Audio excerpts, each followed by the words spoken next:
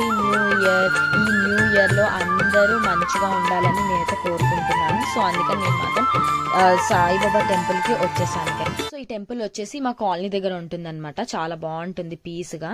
So మీరు కూడా visit చేయొచ్చు గైస్. ఇలానే మీ సపోర్ట్తో ఇంకా మంచి కంటెంట్స్తో మేము ముందుకు వస్తాం guys. Thanks for watching this video. Like, share and subscribe to my channel.